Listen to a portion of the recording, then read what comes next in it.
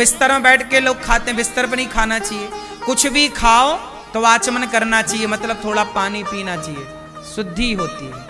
अब आप लोग क्या करते हैं, खाए बिना पानी पिए घूम रहे हैं, इससे क्या होगा, नेगेटिविटी। इस संसार में दो चीजें हैं, पॉजिटिविटी और, जैसे लोग कहते हैं ना प्रेत आत्मा, भूत पिशाच, ये सब क्या है, ये कुछ दिखता नहीं है, ये नेगेटिविटी है, नेगेटिव थॉट है।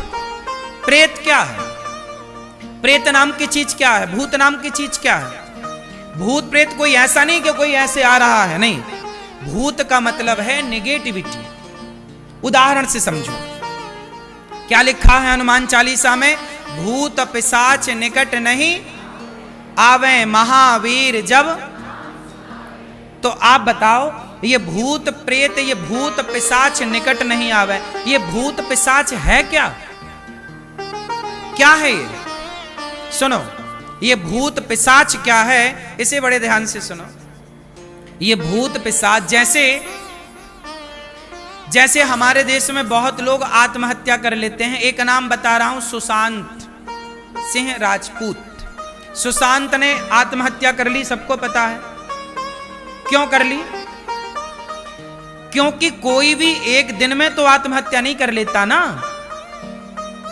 भाई, बार बार उसके मन में आत्महत्या करने के विचार आए होंगे, थॉट आए होंगे, मर जाते हैं, अब मर जाते हैं, अब मर जाते हैं। एक बात याद रखना, जब आपके भीतर नेगेटिविटी आने लगती है ना, तो पॉजिटिविटी के दरवाजे बंद से हो जाते हैं। फिर कोई कुछ सुनाए समझाए समझ में नहीं आता। जिसे बोलते हैं विनाश काले विपरीत।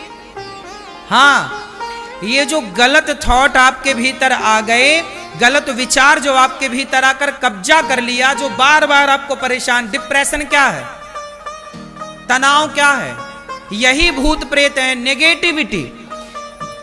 इस ब्रह्मांड में नकारात्मक ऊर्जा भी है और सकारात्मक ऊर्जा भी है, हाँ या ना, आप मानते हैं इस बात को। कई बार हम ऐसी जगह जाते हैं जहां हम पॉजिटिविटी से भर जाते हैं, अपने आप हैप्पी हो जाते हैं, खुश, बोलो हाँ। और कई जगह ऐसी होती है जहां जाने से हम लोग बिल्कुल भयानक सा दृश्य दिखता है, डर लगने लगता है, परेशान होने लगते हैं, मतलब वो जगह का भी दोष है, वो नेगेटिविटी से भरी जगह है।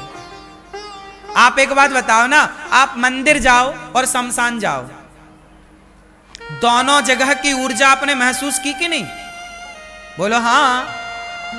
मंदिर जो है पॉजिटिविटी से भरा है, जबकि शमशान में आप जाएंगे तो थोड़ा सा आपको शुरुआत में, बाद में शमशान जरूर जाना चाहिए, ताकि वहां से हमें बड़ी सीख मिलती है कि आज जो ये आदमी जल रहा है, ऐसे हमें एक दिन जलना है, घमंड किस बात का है साहब, ये सबक वहीं से मिलती है। आपको हम केवल ये बता रहे हैं कि इस ब्रह्मांड में दो चीजें हैं, नेगेटिविटी और पॉजिटिविटी। अब यदि आपने एक चीज ध्यान दिया होगा, आपके घर में मच्छर मक्खी कहां होते हैं ज्यादा, जहां शुद्धि होती है वहां, या जहां गंदगी होती है वहां? क्यों?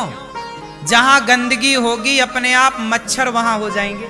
आप मच्छर को फोन लगा के नहीं बुलाते, भाई साहब यहां गंदगी आ जाओ, बुलाते हो? आपके पूरे शरीर में कहीं घाव हो जाए तो मक्खी आएगी और डायरेक्ट वहीं जाके बैठेगी जहां घाव है। उस मक्खी को कैसे पता चला कि यहां घाव है? क्योंकि उसके भीतर जो तंत्र है, जो उसकी सूंघने की घ्राण इंद्री है, वो सूंघ लेती है बड़ी दूर से कि कहां क्या है। उसी तरह जब आपके आसपास गंदगी होती है, विचारों की गंदगी, आप गलत चीज देखते हैं मोबाइल पे, गलत चीज सुनते हैं, गलत लोगों के साथ, शराबियों के साथ आपका उठना बैठना है, गंजेड़ियों के साथ आपका उठना बैठना है, तो क्या होगा, वो निगेटिविटी आपकी तरफ खींची चली आएगी और आपको क्या करेगी, वो नेगेटिविटी आपके ऊपर बैठ जाएगी और फिर आपके मन में गलत गलत ही विचार आएंगे। क्या विचार आएंगे? गलत। वो गलत विचार इस हद तक पहुंच जाते हैं कि व्यक्ति को वो आत्महत्या की प्रेरणा देने लग जाते हैं।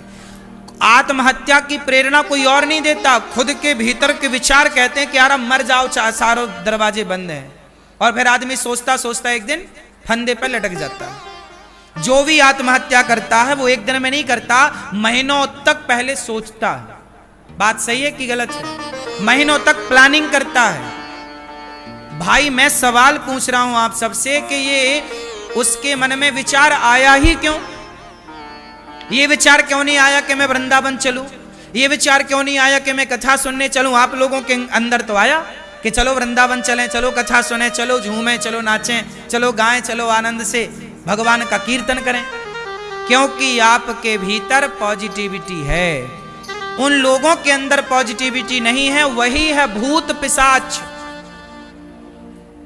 जो कथा सुनेगा, सत्संग करेगा, अपने घर को पॉजिटिव रखेगा, उसके पास कभी भूत पिशाच नहीं आएंगे, भूत पिशाच निकट नहीं आवे। महावीर मतलब जहां भगवान का कीर्तन कथा, भगवान का गुणगान है, वहां भूत पिशाच मतलब नेगेटिविटी। बात समझ में आई? इसलिए आप लोगों से मैं प्रार्थना करूं कि अपने बाहरी शरीर को भी शुद्ध रखो और आंतरिक मनस्थिति को भी शुद्ध रखो। ठीक है? ये कैसे होगा? तन पवित्र सेवा किया। तन को शुद्ध करना है तो सेवा करिए, अपनी माता की, अपने पिता की, अपने गुरु की, अतिथि की। सेवा से तन की शुद्धि होती है, मन की शुद्धि होती है कीर्तन करने से, और धन की शुद्धि होती है दान करने से। जब आप दान करते हैं तो धन शुद्ध हो जाता है। जैसे गौरी गोपाल आश्रम में वृद्ध माँ रहती हैं, आप सबके सहयोग से आपने दिया, वृद्ध माँ ने खाया, आपका धन भी शुद्ध हुआ और उससे आपको आशीर्वाद दुआएं भी मिल गई। आपको किसी को आपने रोटी दे दी ऐसे। तो आज से कितने लोग लघु शंका करेंगे तो 4 कुल्ला करेंगे और पांव और हाथ धुलने का ख्याल रखेंगे? मुझे कन्फर्म बताओ कौन कौन करेगा ये सब? ये शुद्धि है और ये बच्चों को सिखाओ। बड़ी काम की चीज, छोटी बात है, पर छोटी छोटी दरारें ही अक्सर घर को डैमेज करती हैं। यदि समय से आप घरों की दरारों को ना भरें तो वो छोटी दरार डैमेज कर देगी ना पूरी बिल्डिंग को। बोलो हाँ, रिपेयर ना कराओ, मरम्मत ना। ऐसे ही ये छोटी छोटी दरारें हैं जीवन की। शुद्धि बिगड़ गई तो बुद्धि बिगड़ गई। तो लघु शंका करने के बाद क्या करेंगे? 4 कुल्ला और हाथ और पांव धोएंगे, तब क्या बनेंगे आप? शुद्ध। फिर आप पूजा के अधिकारी हैं। भोजन जाओ रसोई में बनाओ तब अधिकार है। शौच करने के बाद क्या करेंगे? एक बार पूरा स्नान कर चुके हैं तो दूसरी बार अर्ध स्नान। इसके बिना शुद्धि नहीं। ध्यान कौन कौन रखेगा? कोई छोटा बच्चा है उसके लिए दोष नहीं है।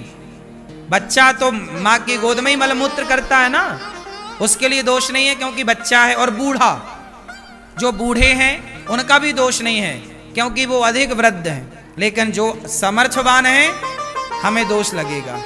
देखो जी, छोटा बच्चा ना माँ की गोद में सुसु करता है।